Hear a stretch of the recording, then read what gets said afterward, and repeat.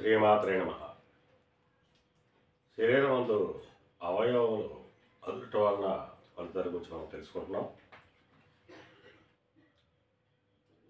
ఎడమ పిక్క కాలు అదిరినట్టయితే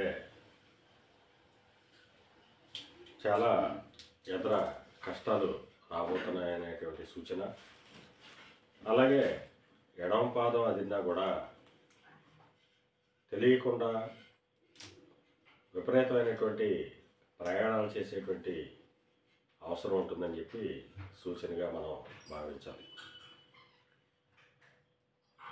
అవే ఎడమ భాగాలు ఆడవాళ్ళకి అదిరినట్టయితే అవి శుభ ఫలితాలు.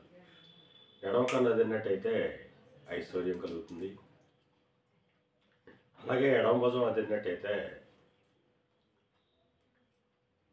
సంతానం కలిగేటువంటి అవకాశం కలుగుతుందని, అలాగే ఎడమ కాలు అదిరినట్టయితే కొత్త ఇల్లు కట్టుకునేందుకు అవకాశం కలుగుతుందనడానికి సూచనగా మనం భావించాలి. శ్రీమాత్రే నమః.